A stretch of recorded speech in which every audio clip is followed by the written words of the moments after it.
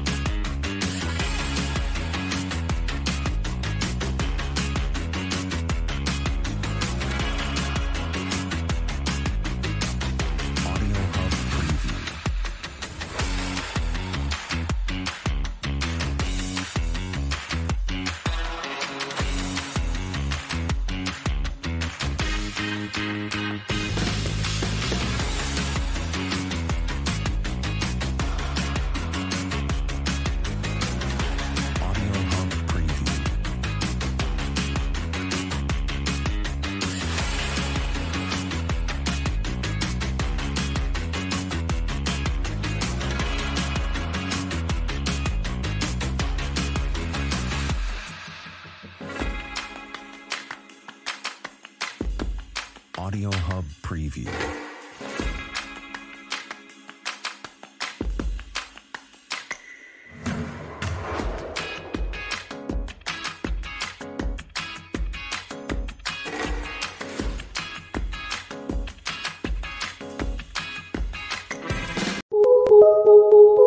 Radioactif. Radioactif, la radio qui libère la parole des jeunes. Bonjour et bienvenue sur Radioactif. Je suis Anastasia, volontaire en service civique et je suis en compagnie de... Bonjour Inès, en service civique à la mission locale de l'Aigle.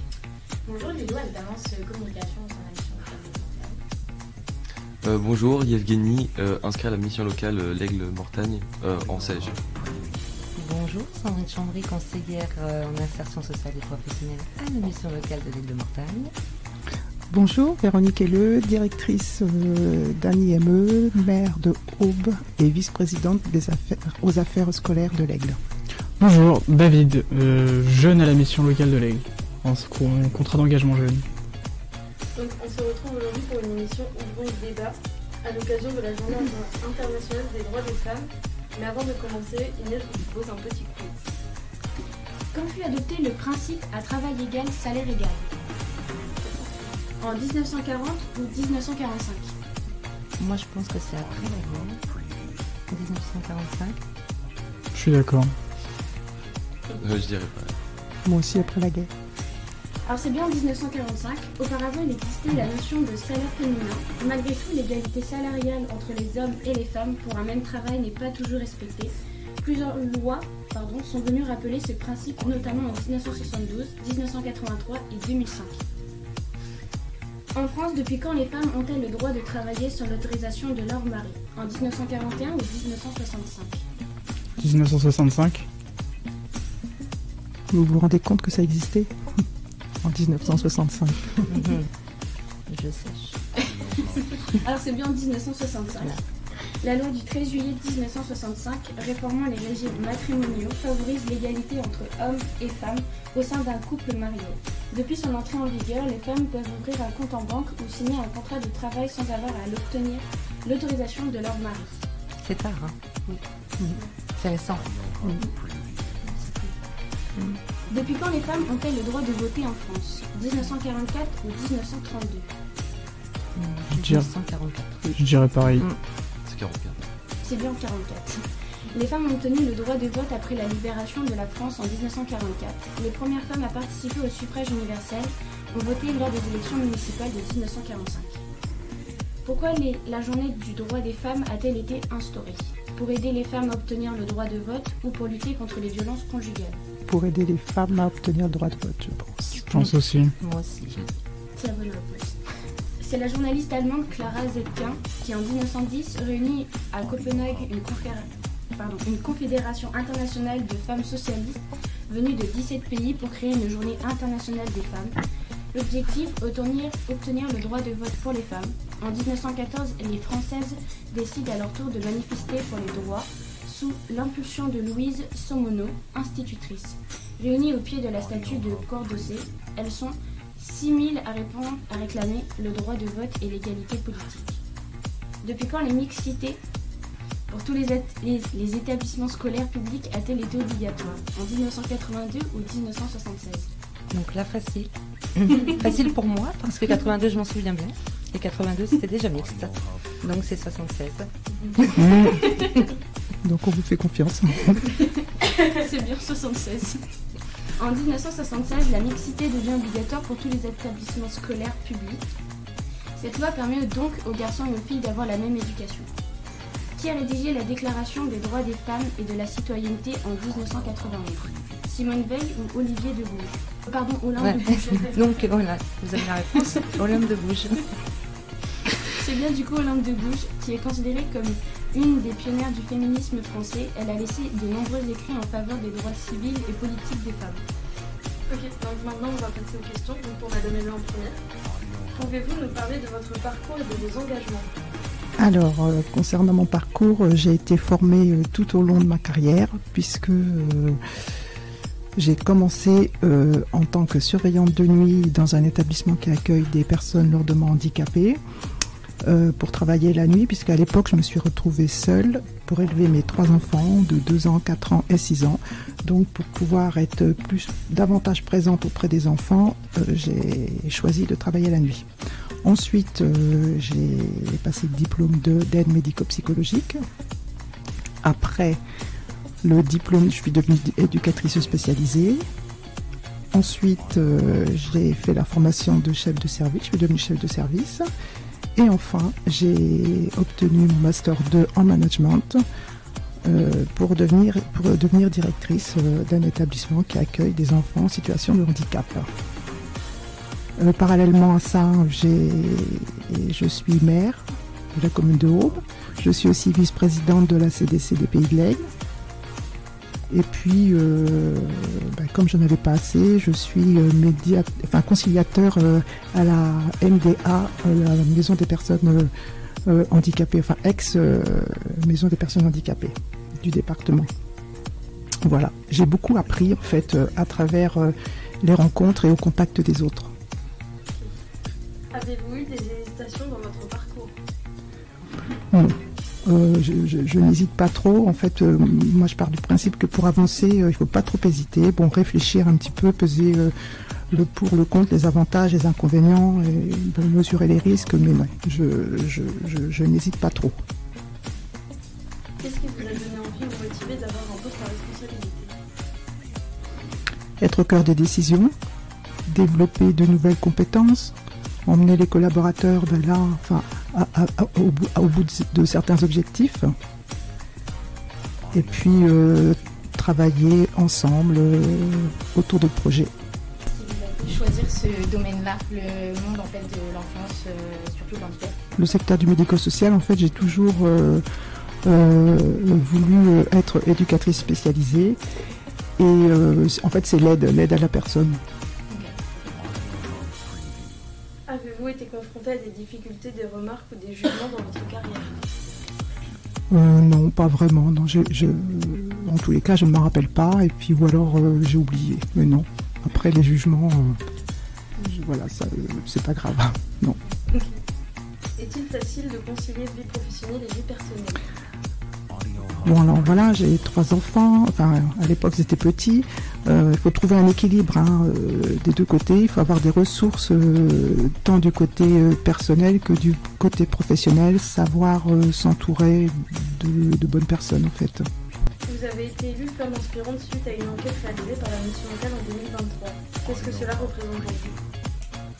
Alors, déjà, il faut être soi-même. Si j'ai un conseil à donner, c'est être soi-même. Ne jamais dissimuler sa vraie personnalité. Accomplir les choses pour soi. Il faut avoir la capacité à attirer, à inspirer confiance pour emmener les gens avec soi. Et si je peux aider certaines personnes à s'épanouir dans leur travail, c'est avec plaisir. Vous êtes depuis peu à la retraite. Qu'est-ce qui a changé pour vous à l'idée des projets civils et lesquels? Alors je suis à la retraite dans 3 semaines exactement. Donc, pour l'instant je suis en vacances, donc c'est un avant-goût.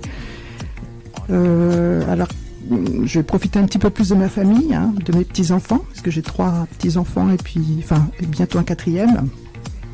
Donc, je me rends compte que le temps passe, là, et que les moments passés avec les siens sont des moments précieux. Donc, je vais profiter un petit peu plus de mes petits-enfants et puis donner un peu plus de mon temps aux autres aussi.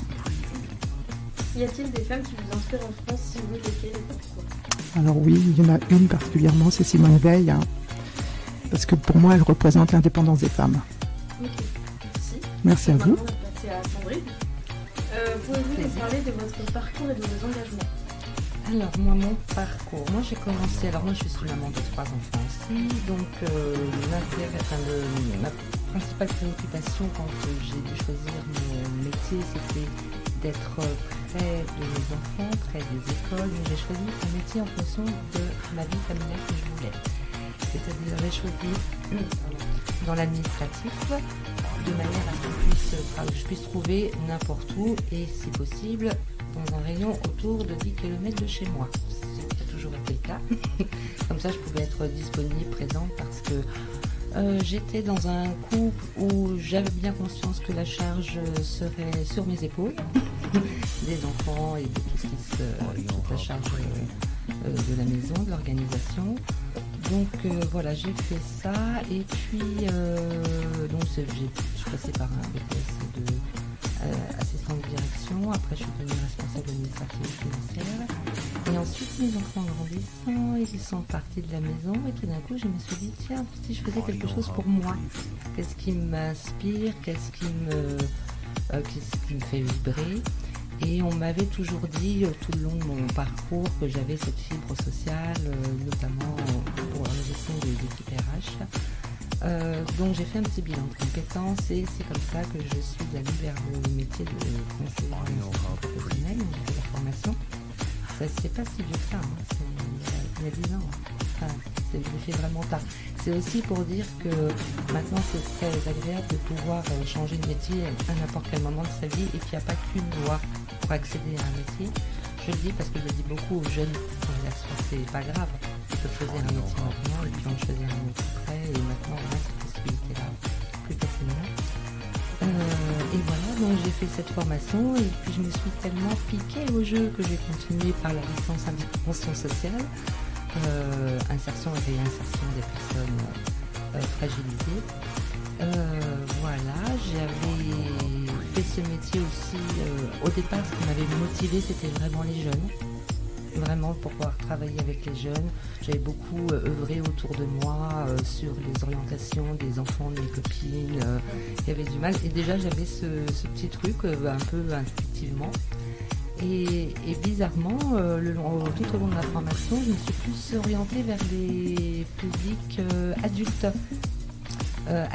et aussi handicapés.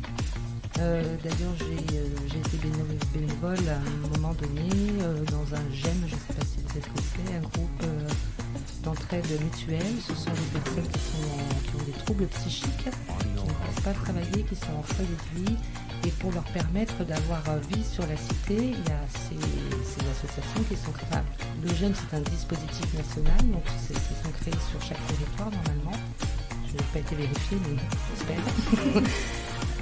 Et donc j'ai participé à la création d'un service d'accès au sport pour tous. Parce que ces personnes-là, en fait, si elles veulent faire du sport, elles ne peuvent pas faire comme vous et moi, prendre son sac de sport et aller à la salle, faire son entraînement. Il faut toujours organiser des créneaux bien particuliers, des créneaux où il n'y a personne d'autre qu'eux parce que ça fait peur, etc. Donc ça permettait de travailler l'inclusion et puis leur droit de vie à la cité tout simplement. Donc voilà, ça j'étais assez fière d'avoir contribué à cette création de service. Et puis alors pendant ma formation, donc j'étais orientée plus adulte. C'est un peu un hasard que je suis arrivée à la mission locale. Pour pas dire beaucoup. Je suis venue pour un petit remplacement de 10 jours. Donc voilà, donc ça fait 3 ans maintenant. Et en fait, ce qui m'a fait rester, au-delà du fait que l'équipe, la direction, etc., c'est vraiment le contact avec les gens. Vraiment, je suis revenue à mes premières amours de pouvoir accompagner les jeunes. Et c'est vraiment, je me sens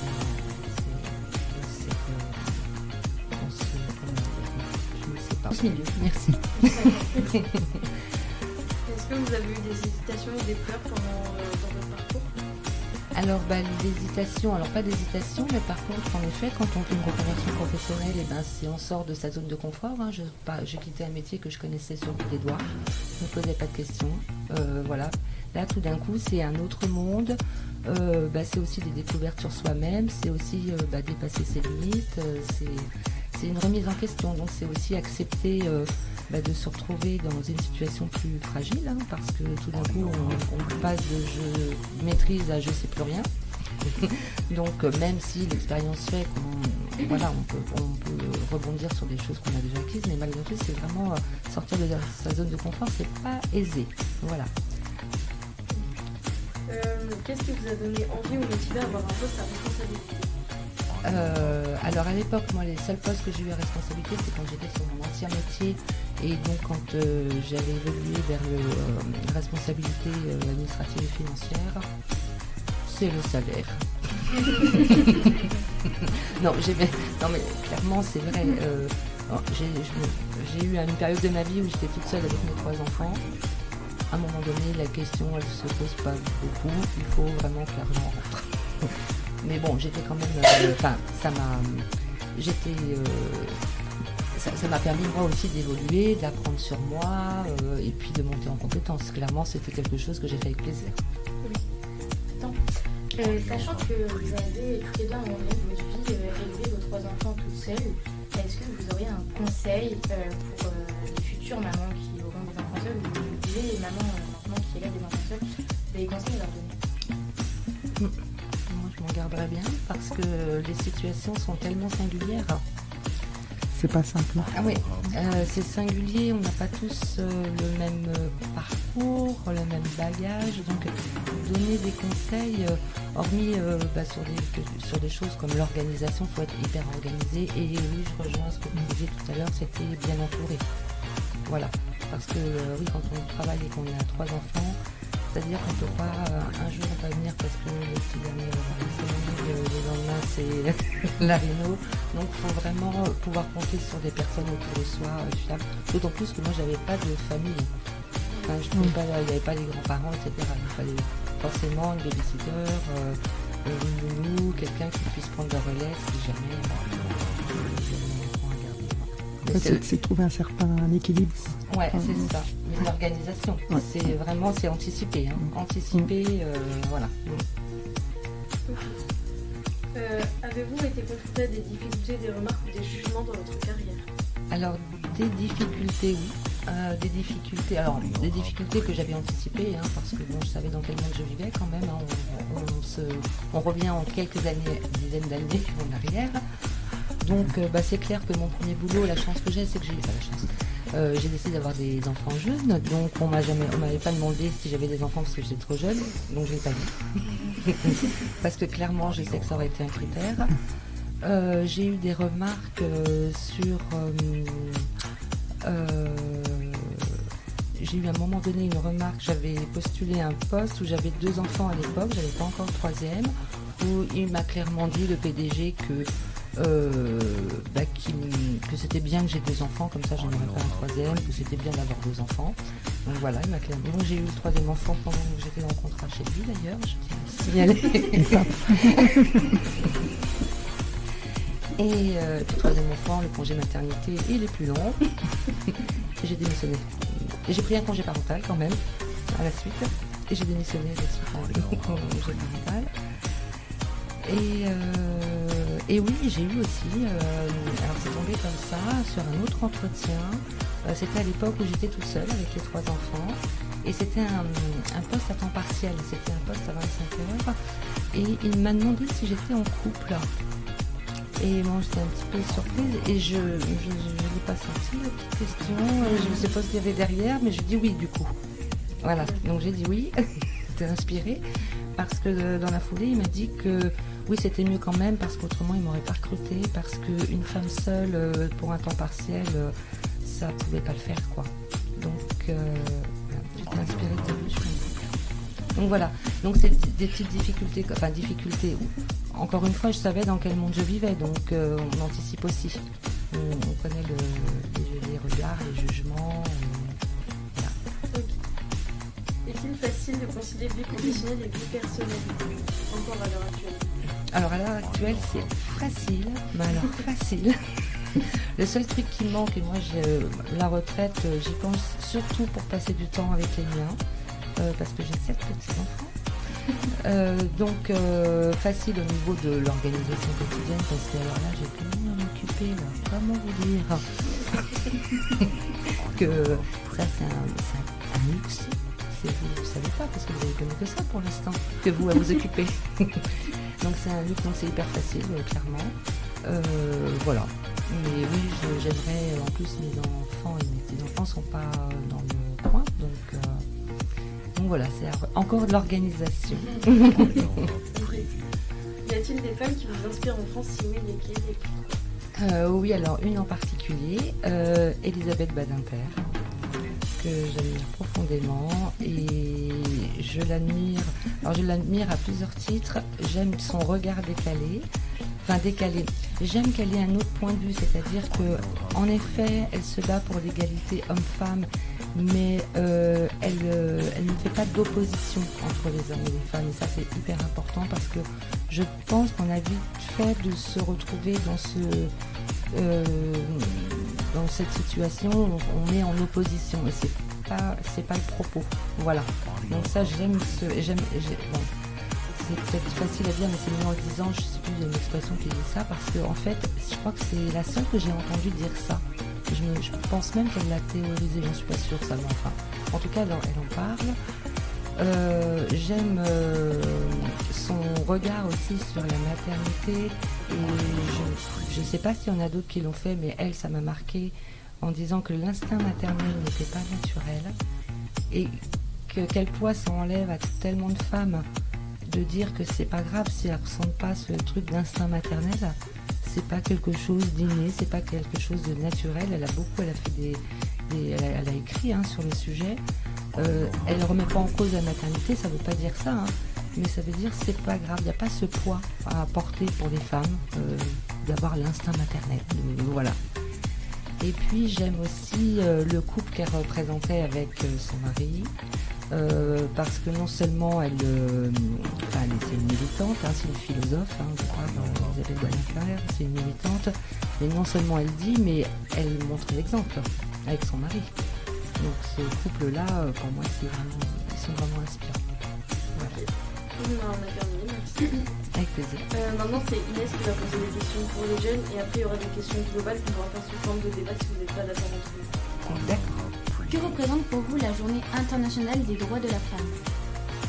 Sincèrement, j'ai pas vraiment d'avis subjectif là-dessus. C'est une bonne chose en tout cas, parce que genre les droits de la femme, c'est une chose que les femmes se sont battues pendant très très longtemps, et c'est une chose qu'ils ont méritée là, qui sont très largement méritées.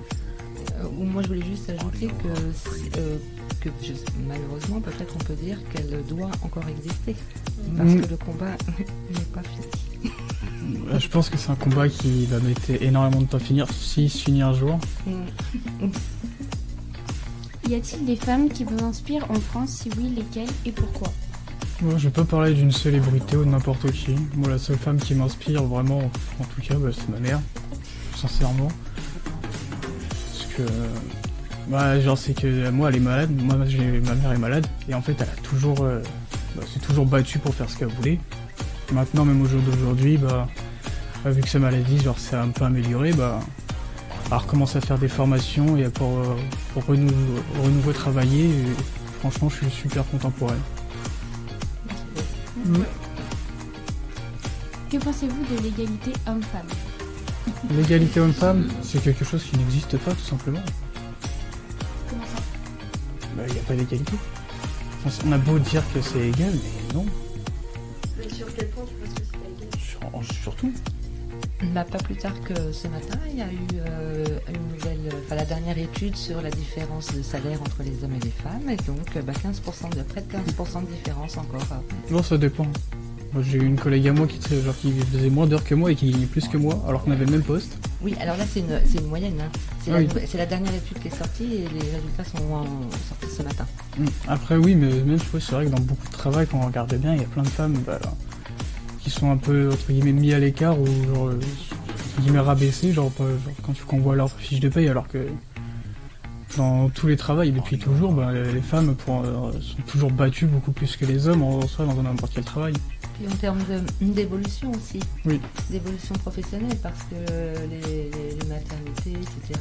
J'ai même un exemple une fois quand j'étais encore avec le père de mes enfants, où j'avais un des enfants qui était malade et ça nécessitait plus que quelques jours, fallait être, je crois que c'était 2 semaines, oui c'était 2 semaines, j'avais pris la première semaine et donc j'avais demandé à mon conjoint de voir avec son entreprise pour qu'il me prenne la deuxième semaine, que je ne sois pas absente 2 semaines moi de mon emploi. Et donc il l'a demandé et il a été répondu pourquoi ta femme ne le fait pas. Ouais. Non mais oui, mais en soi même moi je pense que ça c'est impensable, c'est pas. Et dans tous les cas les deux sont des parents, genre c'est même pas genre un droit, c'est un devoir, genre c'est. Genre le père comme la mère doit avoir le même droit, genre comment dire, les mêmes charges en fonction de l'enfant. Et là c'était pas le papa en l'occurrence qui était contre, lui il était ok, hein. Donc c'est l'employeur. Ah non mais oui. C'est l'employeur. C'est juste que c'est très clairement sexiste. Il y a encore des stéréotypes comme ça. Ça changera pas en fonction des personnes. Un peu quand même pareil. J'ai pas trop d'avis là-dessus. Pensez-vous que les postes à responsabilité sont plus difficiles d'accès pour les femmes plutôt que pour les hommes? Vous dites oui? Oui. Alors ça dépend du secteur en fait. Ah oui, je pense. Quel genre de secteur par exemple dans le secteur médico-social, moi je ne vois pas ça. Moi je pense que c'est une histoire de compétences. Oui, alors en fait parce que dans le secteur médico-social, je pense que c'est un métier très féminin. C'est vrai. Voilà. Et ça aussi c'est quelque chose à voir, parce que l'égalité homme-femme c'est dans les deux sens. Il y a des secteurs très féminins, il y a encore des secteurs même si ça évolue timidement, très timidement, mais c'est la raison, c'est qu'ils ont moins d'hommes sous la main. Non, c'est vrai qu'il y a beaucoup de travails qui ont été énormément sexualisés, par exemple comme sage-femme. Ouais. Moi je connais un homme sage-femme, sur des sages-femmes. Moi j'en connais plusieurs. Je m'étais renseignée parce que moi aussi j'avais eu l'exemple. Et donc c'est le métier quoi, c'est sage-femme, même pour un homme. Ouais. Oui. Non oui, c'est comme femme de ménage ou autre. Ouais, j'avais regardé et j'avais vu que c'était le métier sage-femme quoi, c'est pas mal. Non, moi je pense que je suis d'accord avec ce que madame a dit. Genre c'est vraiment qu'en fonction du secteur qui est plus ou moins sexualisé en fonction de là où on est. Selon vous, y a-t-il encore des inégalités au travail entre les hommes et les femmes? Oui. Déjà au niveau du salaire. Je pense que c'est ça. Principalement le ça. salaire, mais bon, je redis quand même l'évolution. L'évolution professionnelle ne se fait pas du tout de la même manière. Si on prend un secteur, là le secteur socio-médical c'est vraiment très féminin, mais si on prend un secteur où vraiment il y a autant d'hommes et de femmes, c'est les hommes qui vont évoluer au poste à responsabilité. Et même pendant les entretiens d'embauche, alors les entretiens d'embauche, oui, pour les mêmes raisons. Les raisons soit on a des enfants, on risque d'être absente, soit on n'en a pas, on risque d'en avoir. Donc, à compétences égales, je pense que la préférence sera donnée à l'homme. Les frontières entre métiers dits masculins et métiers dits féminins sont-elles toujours d'actualité? Je pense. Il y aura pas mal de préjugés en fonction du métier qu'on va choisir. Par exemple, un homme a beaucoup de il y a entre guillemets beaucoup de stéréotypes et par exemple si un homme veut faire sage-femme comme on disait tout à l'heure, il va se faire beaucoup juger ou il y en a plein qui seront contre son avis. Et oui, je reviens à Elisabeth Badinter, elle en parle aussi, il y a le côté virilité. Tout d'un coup, c'est ça qui est remis en question. Ces métiers-là dans le social ici. Donc il y a ce truc où les garçons ont été élevés. C'est aussi la responsabilité des parents et des mamans aussi d'élever leurs garçons. je passe le message. Non, après il y a aussi même les femmes qui veulent travailler dans le bâtiment ou dans le... Oui, en mécanique et tout. Genre, oui, absolument. Je connais une fille qui est dans le bâtiment, elle travaille d'arrache-pied, qui fait genre un meilleur travail que certains hommes, et pourtant personne ne l'apprend, ce qui est triste. Mais il y en a un petit peu, ça évolue. Ça évolue, timidement quand même, mais ça évolue. Mais il n'empêche que je pense que, pour reprendre l'exemple de David, je pense que pareil, à compétence égale, je suis pas sûre que ce soit la fille qui soit prise. Ah non, c'est pas la fille. On est d'accord, à compétence égale, ça sera le... Même à compétence pas égale, ils vont préférer prendre des garçons que des filles. À compétence pas égale, c'est normal. Ah non, mais c'est que... Il veut dire c'est la fille. Ah oui, d'accord. Non, parce que la fille, moi, que je connais, je sais qu'elle a postulé en même temps qu'un garçon de son CFA. Ouais. Le garçon a été pris alors qu'il a des notes, et genre même en matière et tout, en matière générale, beaucoup plus bas qu'elle. Ouais. Et c'est quand même lui qui a été pris alors qu'elle, elle a été recalée. Ouais. Juste parce que c'est une fille. Ouais. Alors, moi, j'en avais échangé avec des employeurs, c'est un petit peu les petits emplois. Était revenu aussi dans le bâtiment, notamment pas en mécanique, mais dans le bâtiment, sur la force physique que vous pouvez avoir besoin. Voilà. En soi, même moi qui ai travaillé dans le bâtiment, ça c'est juste une technique à avoir. Et maintenant, mais après, il y a le matériel et tout. Ouais.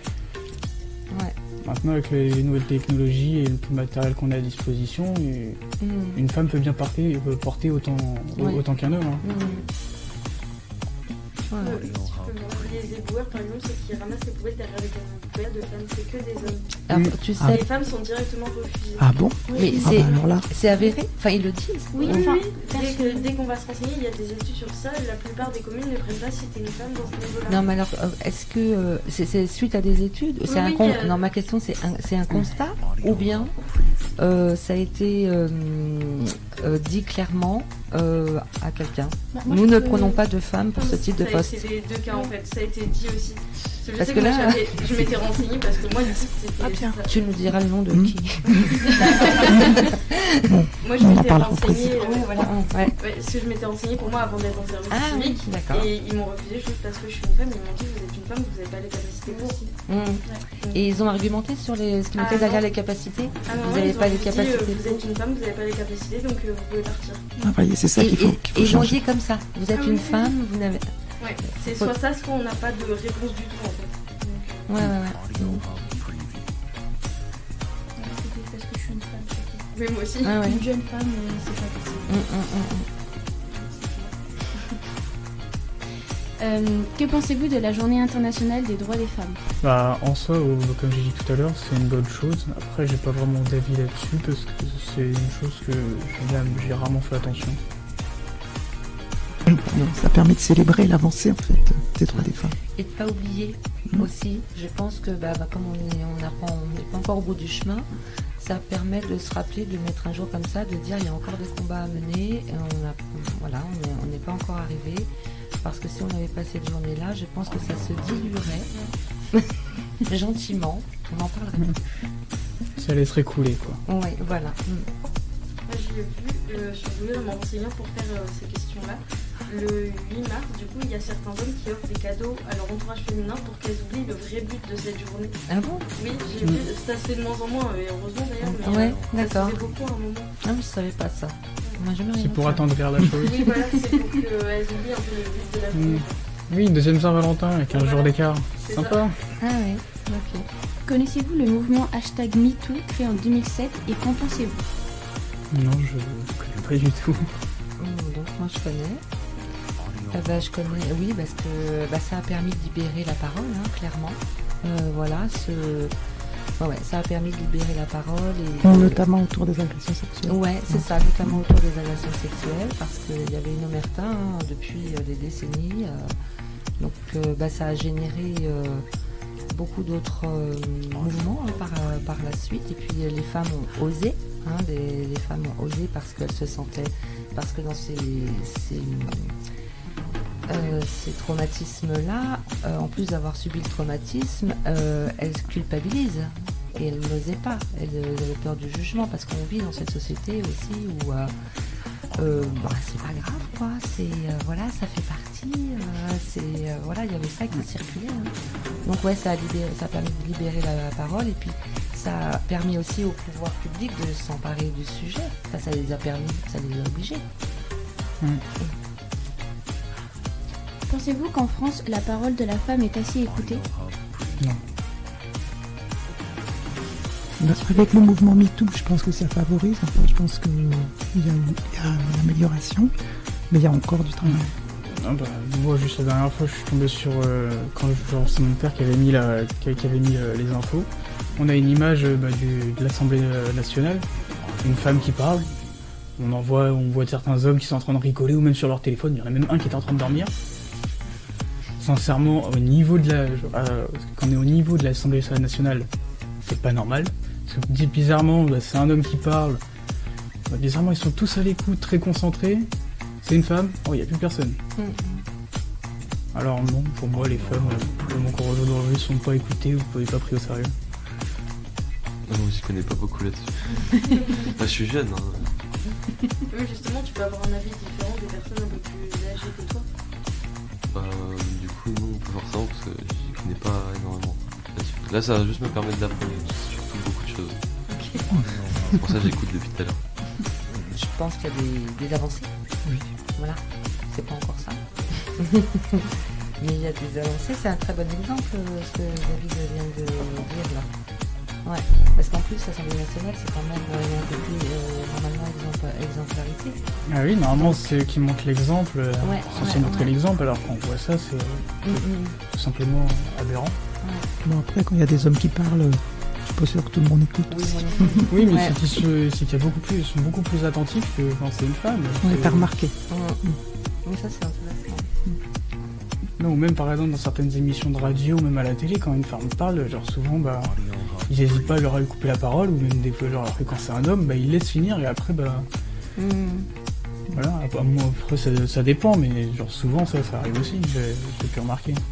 En fait on voit que t'es très sensible à ça. Ouais. Ok, donc du coup on a fini les questions. Est-ce que vous avez d'autres choses à rajouter sur cette journée, des choses que vous aimeriez mettre en place si vous avez l'occasion pour faire avancer les choses? Moi sur la journée, pas forcément. Après si j'ai un conseil à donner aux jeunes notamment, c'est faites un travail qui vous plaît et vous n'aurez pas l'impression de travailler.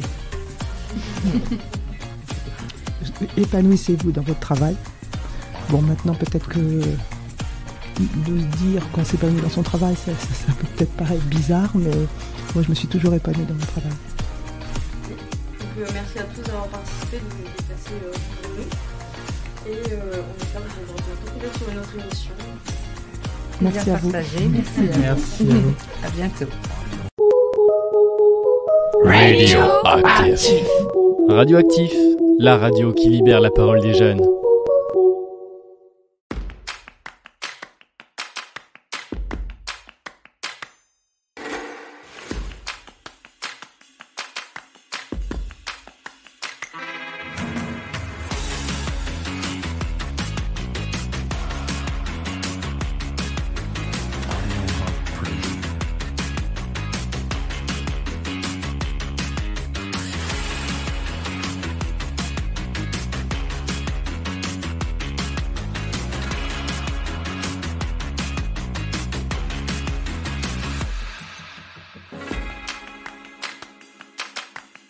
Audio Hub Preview.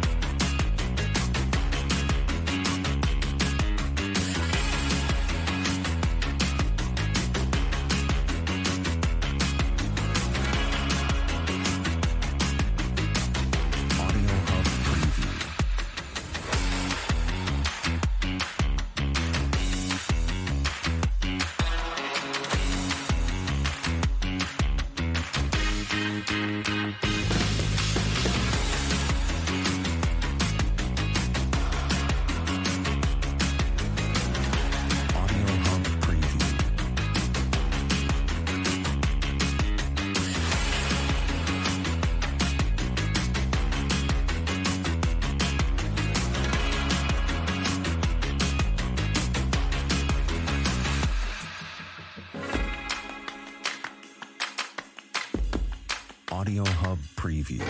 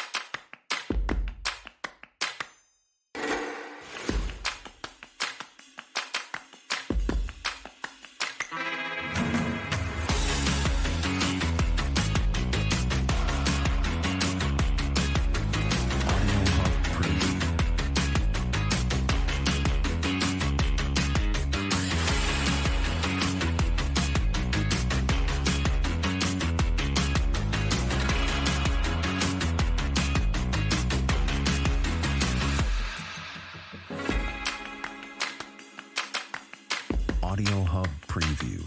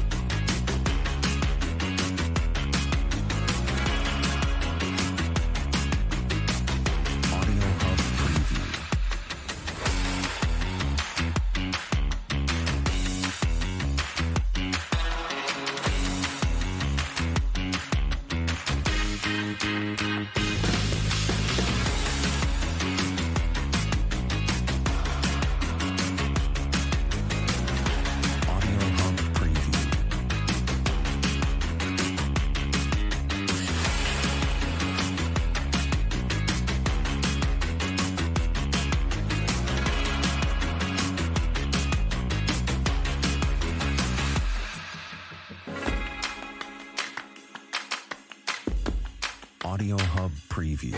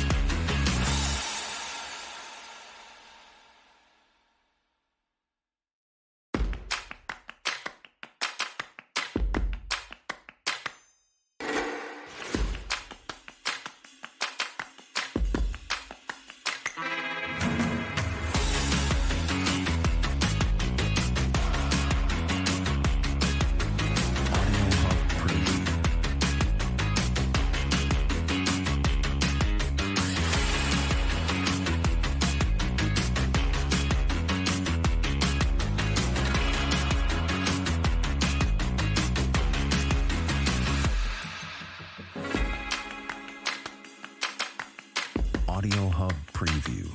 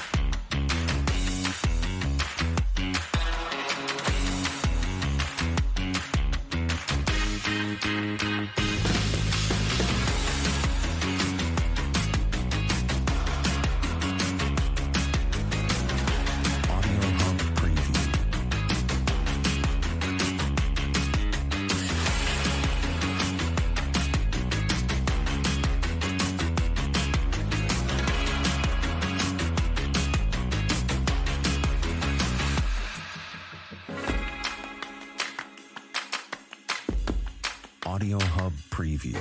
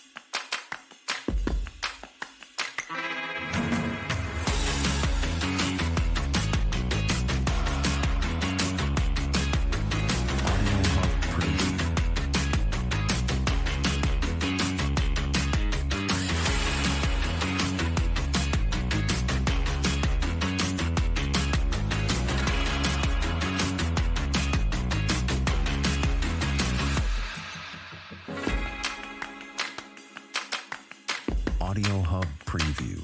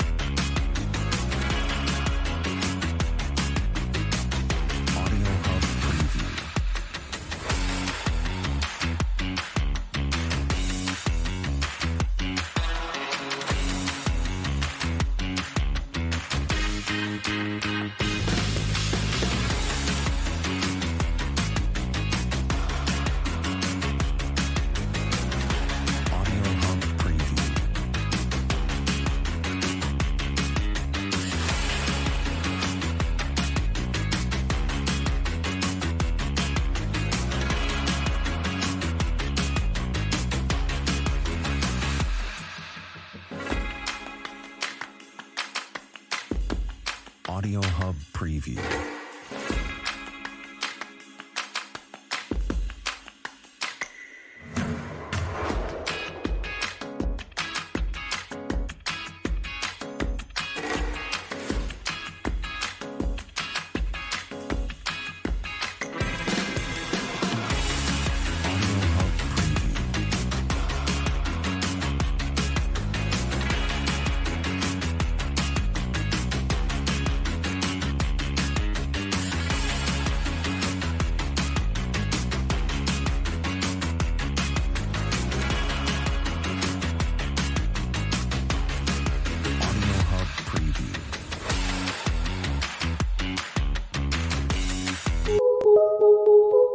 Radioactif.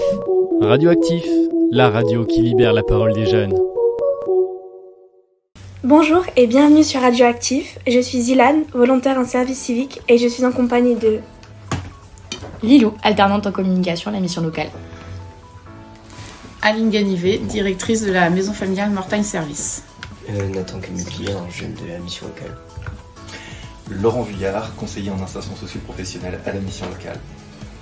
Chloé, jeune de la mission locale. Maëva, jeune de la mission locale. Alors on se retrouve aujourd'hui pour une émission Ouvrons le débat à l'occasion de la journée internationale des droits des femmes. Mais avant de commencer, on va vous présenter un petit quiz. Est-ce que vous êtes tous prêts ? Oui. Quand fut adopté le principe à travail égal, à salaire égal ? En 1940 ou en 1945 ? Vous êtes tous libres de répondre, évidemment. J'ai pas révisé moi en fait. Je dirais 1945. Je dirais la même chose. Pareil. 1940. Moi je suis mon géo. Hein. C'était la Suisse. Donc, alors, il se fut en 1945. Donc, auparavant, il existait la notion de salaire féminin. Malgré tout, l'égalité salariale entre les hommes et les femmes pour un même travail n'est toujours pas respectée. Plusieurs lois sont donc venues rappeler ce principe en 1972, 83 et 2005. En France, depuis quand les femmes ont-elles le droit de travailler sans l'autorisation de leur mari ? En 1941 ou en 1965 ? J'aurais dit 65. Ouais, je crois que c'est tard aussi, je dirais 65 aussi. Moi aussi. Il me semble aussi. Alors ce fut donc en 1965 et donc cela regroupait les régimes matrimoniaux favorisant l'égalité entre hommes et femmes au sein du couple marié. Et depuis son entrée en vigueur, les femmes peuvent ouvrir un compte en banque ou signer un contrat de travail sans avoir à obtenir l'autorisation de leur mari. Voilà. Depuis quand les femmes ont-elles le droit de voter en France ? 1944 ou 1932 ? 1944. 1944 aussi. Tu dis pareil ? 1944. Donc les femmes ont obtenu le droit de vote après la libération de la France en 1944. Les premières femmes à participer au suffrage universel ont voté lors des élections municipales de 1945. Pourquoi la journée du droit des femmes a-t-elle été instaurée ? Pour aider les femmes à obtenir le droit de vote ou pour lutter contre les violences conjugales ? Je crois que c'était le droit de vote. Ah, c'est pas du tout. Pour moi, la journée des droits de la femme, elle est arrivée assez tardivement. Ouais, moi aussi, donc je dirais plutôt les violences. J'aurais tendance à dire par rapport aux violences. J'ai envie de dire un peu les deux réponses, mais je veux dire la deuxième. Alors donc c'est pour aider les femmes à obtenir le droit de vote. Et donc c'est la journaliste allemande Clara Zetkin qui en 1910 réunit à Copenhague une confédération internationale de femmes socialistes venues de 17 pays pour créer une journée internationale des femmes. L'objectif est donc d'obtenir le droit de vote pour les femmes, et en 1914, les Français décident à leur tour de manifester pour leurs droits, sous l'impulsion de Louise Samono, institutrice. Donc depuis quand la mixité pour tous les établissements scolaires publics est-elle obligatoire ? 1982 ou 1976 ? Ah, c'est serré. Ouais, il y a peu d'années d'écart là. Bon, au hasard, je dirais 76, moi. Bon, bah 82, comme ça. Il y a un ou deux qui aura raison. Et vous, les filles ? 76. Ah, j'ai 82, c'est dans les 7. Alors il s'agit de 1976, donc la mixité devient obligatoire pour tous les établissements scolaires publics, et cette loi permet donc aux garçons et aux filles d'avoir la même éducation. Et enfin, la dernière question. Qui a rédigé la Déclaration des droits des femmes et de la citoyenneté en 1791 ? Laurent, il connaît déjà la réponse. Moi, je dis rien. Donc c'est Simone Veil ou Olympe de Gouges. Simone Veil, non ? Je sais pas du tout. Je sais pas non plus pour le coup. Non plus. Du coup, vous êtes tous... Bon, je dirais Veil au hasard, mais... Ah, il s'agissait de Laurent. Olympe de Gouges. Oh, super. Okay. Oui, voilà, elle a laissé de nombreux écrits en faveur des droits civils et politiques des femmes. Et c'est aussi son texte en fait qui est devenu international. Donc voilà. Son texte a été adopté partout dans le monde. Alors, maintenant on va passer aux questions. Donc je vais commencer par vous, Madame Canivet. Alors, est-ce que vous pouvez nous parler de votre parcours ? Oui, tout à fait. Donc, je suis actuellement directrice de la maison familiale Mortagne Service, donc à Mortagne-au-Perche. Je suis également docteur en sciences de l'éducation et de la formation. Et je suis aussi impliquée dans le milieu sportif puisque je suis joueuse de handball et coach d'une équipe, voilà, de jeunes. Vous êtes donc engagée dans beaucoup de domaines? Oui, j'aime être très active et m'impliquer. J'aime pas rester à rien faire, donc en effet, j'aime bouger. Ouais. Est-ce que vous pouvez nous parler de votre parcours? Mon parcours, donc j'ai commencé mes études par un BEPA et un bac pro dans le milieu agricole. Et puis ensuite j'ai continué mes études par un BTS. Ensuite j'ai arrêté mes études. J'ai commencé à travailler et donc je suis devenue monitrice en maison familiale à Mortagne, mais sur l'autre maison familiale, celle qui fait les animaux de compagnie. Et tout en travaillant, j'ai repris mes études et donc j'ai fait une licence, puis un master, puis un doctorat. Est-ce que vous avez eu des hésitations sur votre parcours? Oui, forcément, on en a toujours. Non, mais oui, bien sûr, quand il y a des choix à faire, forcément on hésite, on ne sait pas si on prend le bon choix, le bon chemin. Après, je suis une personne plutôt positive et qui aime saisir les opportunités. Donc je me dis que si j'ai le choix, c'est qu'il y a une opportunité qui s'ouvre et donc j'ai plutôt tendance à foncer. Mais forcément, quand on quitte, par exemple, quand j'ai quitté mon métier de monitrice pour devenir directrice, est-ce que je fais le bon choix? Est-ce que vraiment je vais y arriver? On se pose 10 000 questions. On dit toujours, on sait ce qu'on perd, on ne sait pas ce qu'on va récupérer. Donc voilà. Mais généralement, je me dis que voilà, si l'opportunité était là, c'est qu'il fallait la saisir et j'ai jamais regretté aucun de mes choix en tout cas. Donc comme vous l'avez dit, vous êtes directrice de la MFR. Oui. Donc qu'est-ce qui vous a motivé à avoir un job avec autant de responsabilités? L'envie de partager un petit peu mes idées et mes convictions. J'étais monitrice depuis 16 ans et j'avais envie de partager ça avec ma propre équipe en fait. Ce qui m'animait, j'avais envie de le partager avec d'autres. Donc je me suis dit pourquoi pas prendre la direction d'une maison familiale et essayer voilà, d'avoir une équipe et de l'animer avec mes convictions, mes valeurs. Voilà, j'avais longtemps dit que je ne serais jamais directrice quand même, hein, mais non mais voilà, c'est vrai que c'était l'envie de partager mes convictions. Ouais. Est-ce que vous avez été confrontée à des difficultés ou des remarques, jugements sur vos choix? On en a toujours. Après, soit on les écoute, soit on les écoute pas. Mais non, il y en a toujours. Alors pas par rapport au fait que je sois une femme forcément, mais par rapport au fait justement d'avoir plusieurs activités ou d'être dans plusieurs domaines. Est-ce que tu vas réussir à tout faire? Es-tu sûre de ça? On peut pas faire plusieurs choses à la fois, etc. Donc oui, j'ai souvent eu des remarques par rapport à ça. Ouais. Est-il facile de concilier la vie professionnelle et personnelle, étant donné qu'on voit beaucoup de nos jours, par exemple la discrimination à l'embauche, beaucoup pensent que les femmes ne peuvent pas concilier les deux? Alors c'est pas toujours facile, ça c'est sûr. Maintenant, moi j'ai un pilier important qui est mon mari et voilà, il est chef d'entreprise de son côté aussi, mais son entreprise est située sur le lieu de notre maison. Donc c'est vrai que quand je rentre tard le soir, il peut gérer les enfants. Donc on compense en fonction de nos emplois du temps. Mais après, seule, peut-être qu'en effet, c'est sûr que j'arriverai pas à tout faire. Mais d'avoir un pilier, une aide, c'est important. Après, qui fait quoi, on n'a jamais été très cloisonnés sur ça. On a tous les deux nos activités, on travaille tous les deux à l'extérieur, on a tous les deux des entreprises du coup.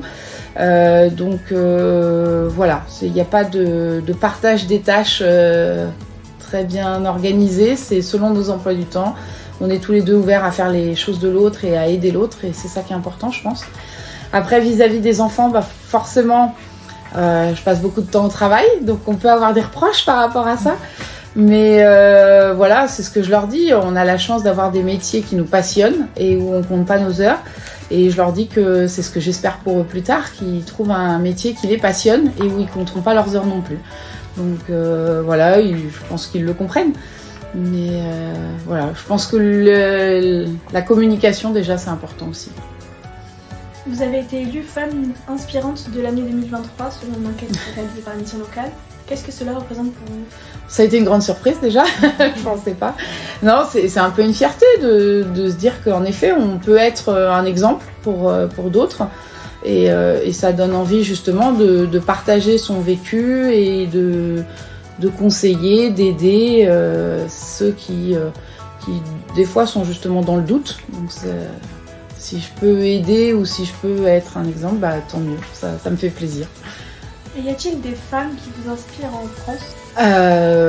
Alors, des femmes célèbres, depuis l'adolescence, j'ai beaucoup regardé un petit peu la vie de Simone Veil parce que mon grand-père m'avait donné sa biographie, donc je l'avais lue et j'avais été impressionnée par tous ses combats, etc. Mais après, je dirais que la plupart des exemples, c'est aussi autour de nous.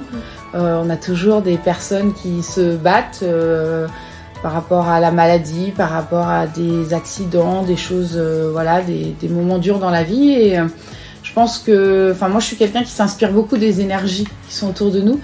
Et des exemples autour de nous, on en a plein régulièrement. Donc, j'aime beaucoup m'inspirer de ce que font, de ce que fait la famille, les amis, et voilà. Je vous remercie beaucoup pour toutes ces réponses. Merci. Et alors maintenant, on va passer à Laurent. Est-ce que vous pouvez vous présenter Alors moi du coup c'est Laurent, donc comme je l'ai dit tout à l'heure, je suis conseiller d'insertion socio-professionnelle à une mission locale de Mortagne-l'Aigle depuis bientôt un an, depuis 2023. Au niveau de mon parcours, à la base moi j'ai une formation scientifique. Du coup j'ai travaillé dans le domaine commercial par voie de conséquence, bien évidemment. Aujourd'hui je suis conseiller en insertion, donc ça a pu passer par des voies très très différentes et j'adore ce que je fais. Et quel a été le déclic qui vous a amené à vous orienter vers le métier de conseiller en insertion? Comme j'ai dit au départ, moi j'avais fait des études scientifiques, donc je me dirigeais pas particulièrement par là. C'est un bilan de compétences au sein d'un INFREP à Hérault-Saint-Clair qui a fait qu'il y ait eu un déclic en fait, qui m'a donné envie de travailler dans ce domaine-là. Mais bien avant ça, il y a aussi une réalisation quand j'étais plus jeune du fait que c'est beaucoup plus par l'écoute et l'empathie en fait qu'on pouvait arriver à construire aussi des choses, pas que par la violence et le fait d'imposer les choses. Et c'est quelque chose qui a été important moi au niveau de mes valeurs et du coup ensuite de mon choix de carrière. La mission locale est composée à 90% de femmes, et donc vous êtes un homme. Alors pensez-vous qu'il y a des avantages et des inconvénients? Je pense pas particulièrement qu'il y ait d'avantages et d'inconvénients. De toute façon, à la mission locale, on est tous traités pareil, et c'est une bonne chose. Après, je pense que c'est important d'avoir de la diversité au niveau des conseillers vis-à-vis de l'accueil des jeunes. Plus on a des conseillers différents, avec des âges, des genres, des parcours différents, plus en fait il y aura forcément un conseiller qui pourra apporter une nouvelle vision et une voix supplémentaire pour un jeune.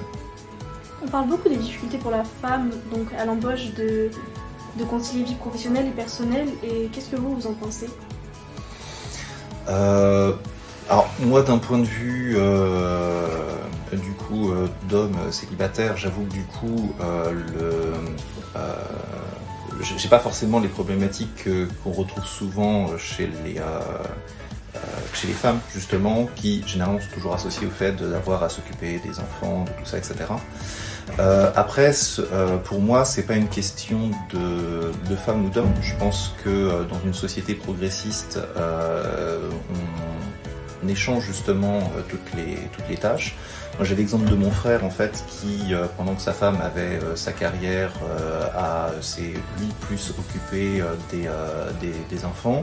Je pense que c'est un équilibre qui est à trouver pour chacun au niveau de cette association entre professionnel et personnel. Y a-t-il des femmes qui vous inspirent en France également et pourquoi? Alors, il y a beaucoup de femmes qui m'inspirent. J'ai pas mal réfléchi à cette question-là dernièrement et au début, je pensais forcément parler de l'Inde de Gouges, parce que bon, je suis gros fan. Mais je me suis arrêté sur une dont on entend un peu moins parler et qui, je trouve, actuellement fait beaucoup de choses. Alors du coup, par contre, c'est pas du tout en France. C'est Geena Davis. Geena Davis, qui est quand même une grande actrice, pas mal connue pour, entre autres pour Thelma et Louise, film qui a été marquant pour l'image de la femme. Et Geena Davis qui, depuis pas mal d'années, a créé un institut d'études statistiques sur la représentation des genres dans les médias. C'est un institut qui fait beaucoup justement pour essayer de voir, d'étudier ce qui peut être un stéréotype, un cliché dans un média, comment il est véhiculé et qui permet dans la société en fait de faire évoluer l'image de la femme et pas que. C'est vrai que c'est le genre de choses dont on parle un peu moins au niveau des femmes qui font bouger les choses. Mais je pense que c'est probablement actuellement parmi les choses qui sont vraiment importantes. Puisque du coup on est sur quelque chose qui n'est plus sur l'évolution en fait des lois, comme à une époque, comme pour Veil, comme tout ça, mais sur l'évolution de l'œil de la société. Merci. J'aimerais savoir également qu'est-ce que vous pensez de l'engagement des femmes qui luttent pour leurs droits? Pour moi, c'est vital, c'est important. Je me suis toujours considéré comme féministe. Féministe au sens de lutter pour l'égalité des genres, pas que le droit de la femme, hein, c'est le droit de tous à avoir la même chose et à être considéré de la même façon. Et c'est vrai que pour moi, c'est comme je disais maintenant, dans nos pays, on a une égalité d'un point de vue légal, mais je pense qu'il y a encore du combat pour qu'il y ait une égalité dans la façon dont on est considéré dans la société. Je vous remercie pour toutes ces réponses. Alors maintenant, je vais poser des questions aux jeunes. Que représente pour vous la Journée internationale des droits de la femme? Moi, je dirais avant tout que c'est aussi un rappel. Parce que, d'un point de vue personnel, j'avoue que je m'y connais pas énormément.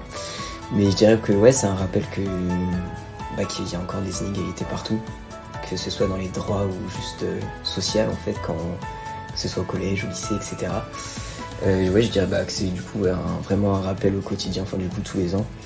Et puis voilà, moi c'est ce que je pense. Et vous les filles? Pour moi c'est une journée qui rappelle que il y a un second genre, il n'y a pas que les hommes qui existent. Et aussi comme a dit mon camarade, pour aussi rappeler des droits. Et selon vous, qui sont les femmes inspirantes en France? Là, je vais un peu rejoindre tout le monde. Je dirais Simone Veil aussi. C'est celle qu'on a le plus étudiée en cours aussi. Pour moi aussi, c'est Simone Veil. Et pareil, c'est aussi des personnes de mon entourage et aussi particulièrement ma mère. Je rejoindrai leur avis. J'allais dire en personne célèbre, j'allais dire Simone Veil parce que je dirais que c'est la seule que j'ai étudiée déjà sérieusement, dont j'ai lu le livre, qui était très inspirant. Et puis je les rejoindrai sur l'entourage en général, donc que ce soit les amis, les grands-mères surtout, les mères, les sœurs, et je dirais vraiment en particulier ma sœur parce que elle est en master de design, donc ça n'a rien à voir, mais en fait elle est spécialisée sur les femmes et le féminisme, et en fait elle a fait tout son mémoire sur ça, et du coup elle nous a apporté beaucoup avec mon frère dans notre éducation au quotidien.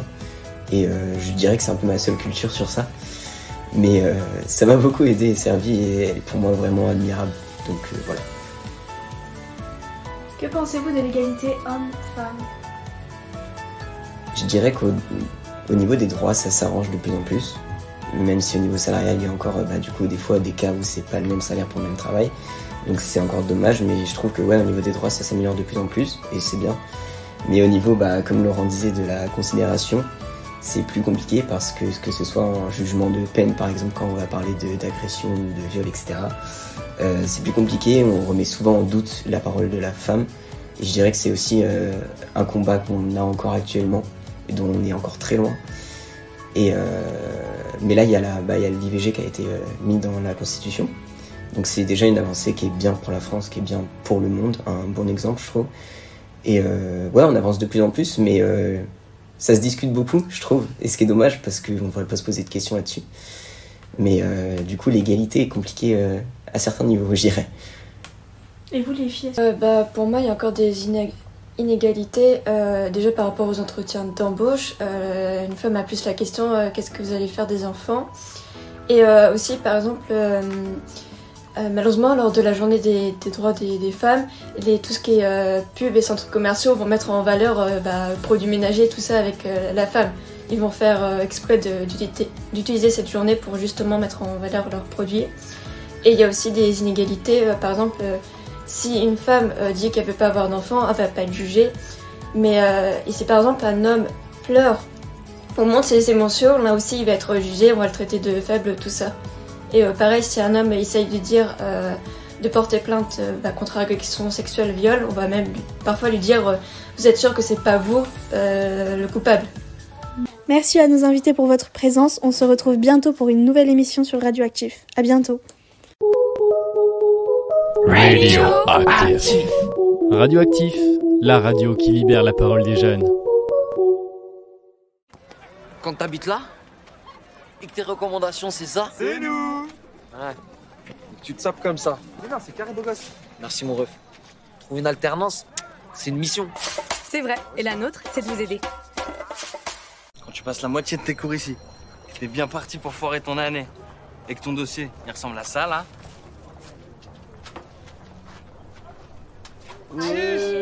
Trouver quoi faire de ta vie, c'est une mission.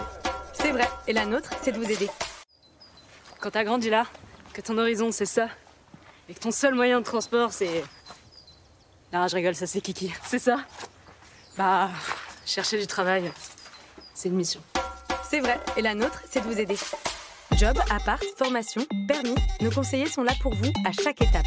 Les missions locales, vous accompagner, c'est notre mission. Rencontrons-nous sur c'estunemission.fr.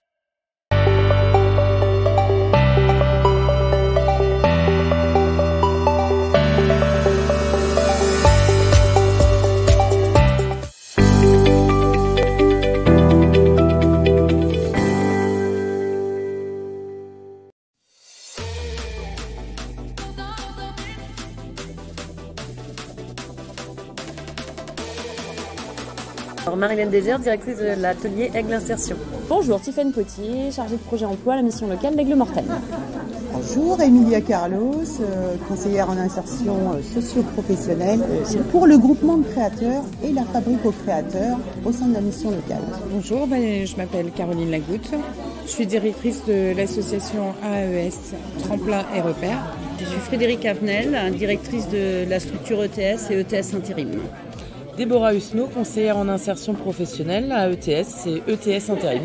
Bonjour, je suis Madame Liné Aurore, conseillère en insertion professionnelle sur le chantier d'insertion ACI Développement à l'Aigle et Mortagne. Moi, je suis Florence Marie, responsable d'insertion sur le secteur, tout le secteur d'ACI Développement et je fais de l'accompagnement sur le secteur d'Argentan.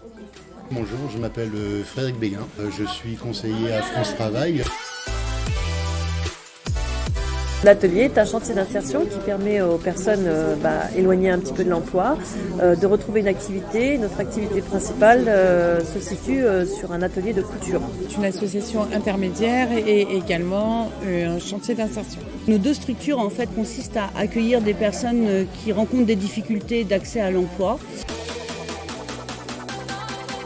On propose tout type de postes, tout simplement parce qu'on intervient aussi bien auprès des particuliers, des collectivités que des professionnels. Et en fait, on va plutôt d'abord partir, nous, de la personne pour aller démarcher l'entreprise qui pourrait correspondre à la personne. Nous, on propose des postes d'aide couturière ou de couturière. Agent des espaces verts, agent de nettoyage, bâtiment aussi, petit bricolage, hein, et puis lavage, repassage.